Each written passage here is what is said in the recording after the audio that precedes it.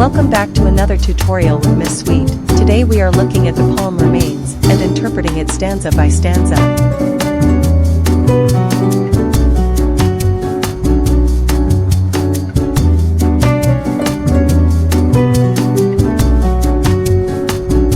Remains, published by British poet Simon Armitage in 2008 as part of his collection, The Not Dead.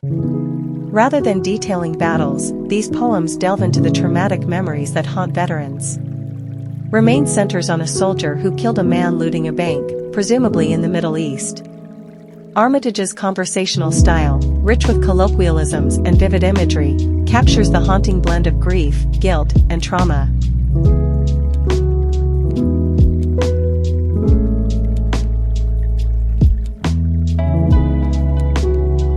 Here are some key phrases and vocab used within the poem. Are all of the same mind refers to the unity of soldiers. Letting fly is a colloquialism referring to the bullets which take the looter's life. Carted off is a crude way to describe the looter's body taken away. Image of agony suggests extreme pain. Blood shadow refers to the stain left when the looter died. Dug in behind enemy lines suggests the looter's death is deeply ingrained in the speaker's mind. Sun-stunned, sun-smothered land highlights the poem being set in the Middle East.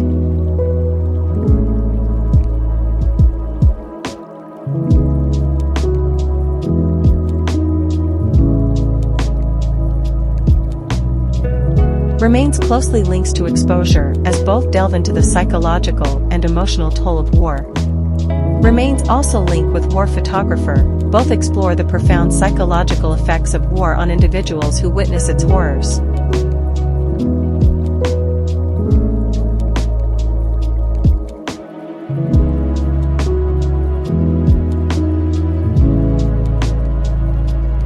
Remains is made up of 7 unrhymed quatrains, 4-line stanzas, and 1 final, unrhymed couplet, a 2-line stanza. The poem has no regular meter, and is written in free verse. The poem feels like an ordinary person telling a story, to convey the horrors and everyday realities of war.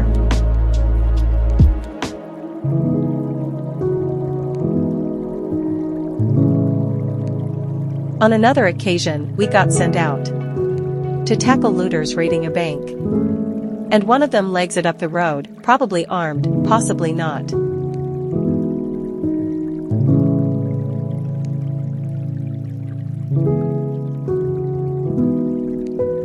The phrase probably armed, possibly not introduces uncertainty and moral ambiguity. This ambiguity underscores the difficult and split-second decisions soldiers must make in combat, highlighting the pervasive doubt and the potential for tragic mistakes. It also reflects the soldier's internal conflict and lingering guilt over the incident. The use of informal language and phrases like on another occasion, we got sent out, and legs it up the road gives the poem a conversational tone. This casualness contrasts sharply with the gravity of the situation, emphasizing the normalization of violence and the desensitization of soldiers to traumatic events.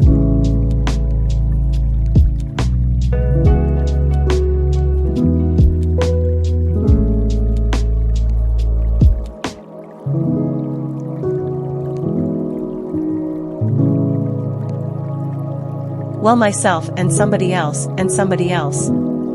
are all of the same mind, so all 3 of us open fire. 3 of a kind all letting fly, and I swear.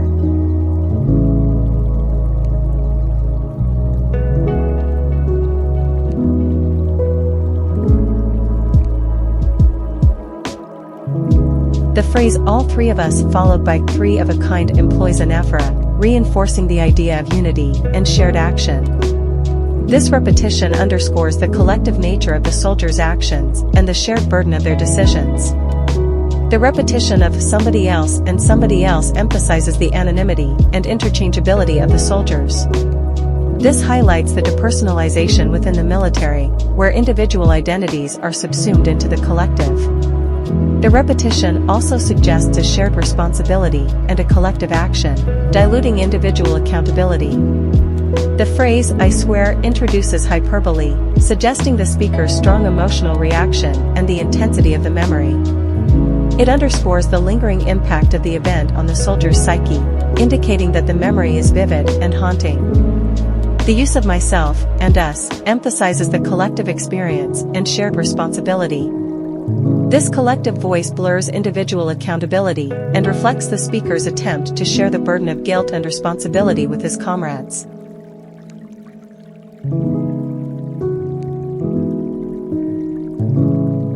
I see every round as it rips through his life. I see broad daylight on the other side.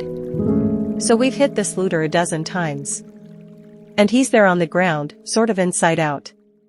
The repetition of I see emphasizes the soldier's fixation on the traumatic event. This anaphora underscores the haunting nature of the memory, indicating that the scene is replayed repeatedly in the soldier's mind, highlighting the persistence of trauma and the difficulty of escaping such memories. The phrase rips through his life is a metaphor that equates the physical destruction of the body with the ending of the looter's life. The expression hit this looter a dozen times employs hyperbole to emphasize the excessive and perhaps unnecessary violence used. This exaggeration highlights the intensity and brutality of the act, contributing to the overall sense of horror and moral ambiguity surrounding the event. The description, sort of inside out, uses a simile to convey the grotesque aftermath of the shooting. This comparison to an unnatural, disturbing state vividly illustrates the physical devastation inflicted on the looter's body, evoking a visceral reaction in the reader. It emphasizes the gruesome reality of combat and its dehumanizing effects. Pain itself, the image of agony. One of my mates goes by and tosses his guts back into his body. Then he's carted off in the back of a lorry. The casual tone in one of my mates and tosses his guts back into his body contrasts starkly with the graphic violence described. This use of everyday language to describe a horrific scene underscores the normalization of violence for the soldiers. It reflects their desensitization and the way they cope with the brutality of their environment by treating it as routine. The vivid image of a soldier's guts being tossed back into his body creates a shocking and grotesque picture of the aftermath of violence. This imagery forces the reader to confront the brutal physical realities of war, eliciting a visceral reaction and emphasizing the gruesome nature of combat injuries. The phrase, carted off in the back of a lorry, uses understatement to describe the removal of the injured or dead soldier. The casualness of carted off minimizes the severity of the situation, reflecting how soldiers might underplay the gravity of death and injury as a coping mechanism. It also illustrates the dehumanizing process of dealing with casualties in war, reducing individuals to objects to be transported. End of story, except not really. His blood shadow stays on the street and out on patrol. I walk right over it week after week. Then I'm home on leave. But I blink. The phrase end of story, except not really, employs irony to highlight the ongoing nature of the soldier's trauma. While the event is technically over, its psychological impact continues, suggesting that the soldier's experience is far from concluded. This irony underscores the disjunction between the finality of the event and the persistence of its emotional aftermath.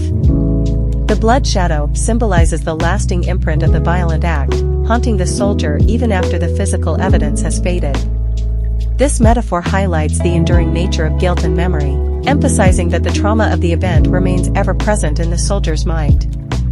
The phrase week after week introduces repetition to stress the recurring nature of the soldier's confrontation with the traumatic memory.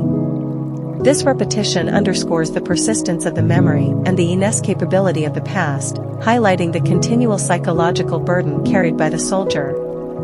He line, then I'm home on leave. But I blink uses caesura, a pause within a line, to create a jarring interruption, mirroring the intrusion of traumatic memories into the soldier's attempt at normal life. The abrupt pause reflects the sudden and involuntary nature of flashbacks, emphasizing the soldier's lack of control over his own thoughts. And he bursts again through the doors of the bank. Sleep, and he's probably armed, and possibly not. Dream, and he's torn apart by a dozen rounds. And the drink and the drugs won't flush him out. The use of present tense in he bursts again through the doors and he's probably armed, and possibly not, creates immediacy and a sense of ongoing action.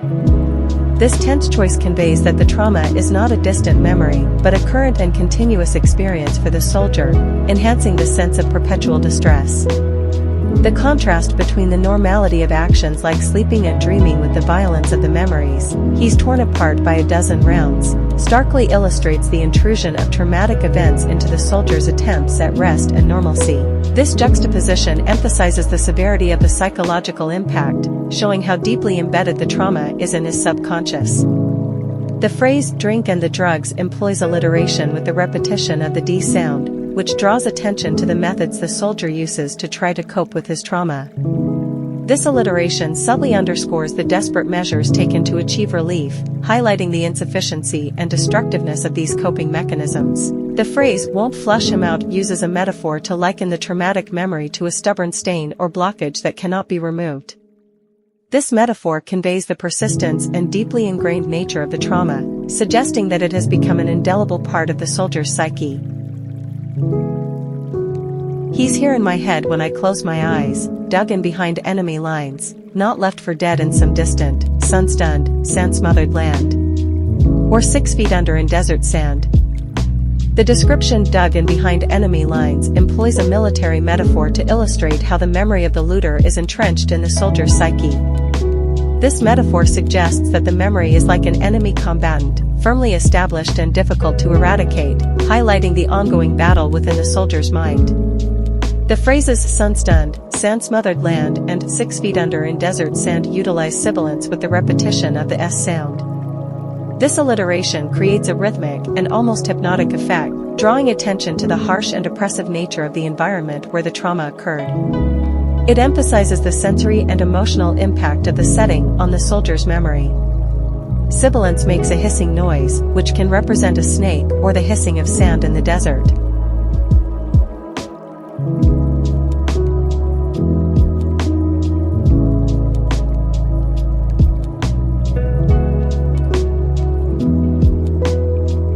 But near to the knuckle, here and now, his bloody life in my bloody hands.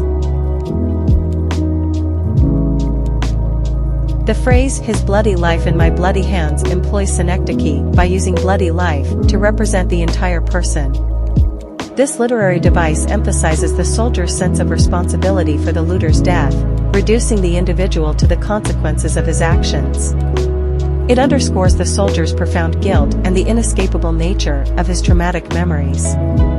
The use of words like bloody and life carries strong emotional connotations, heightening the intensity of the soldier's feelings of guilt and remorse. This emotive language evokes empathy in the reader and underscores the soldier's profound emotional turmoil and moral conflict. His use of "my bloody hands" directly addresses the reader, creating a sense of immediacy and personal connection. This direct address invites the reader to empathize with the soldier's emotional turmoil and confront the moral complexity of his situation, enhancing the poem's impact and emotional resonance. Remains, by Simon Armitage, portrays the aftermath of war through the lens of a soldier haunted by guilt and trauma. Armitage employs vivid imagery, colloquial language, and repetition to convey the soldier's visceral experience and the enduring psychological impact of his actions. The poem explores themes of guilt, responsibility, and the dehumanizing effects of war, inviting readers to confront the moral complexities of combat and its lasting consequences on individuals. Thank you so much for watching. If you found this helpful, please like and subscribe.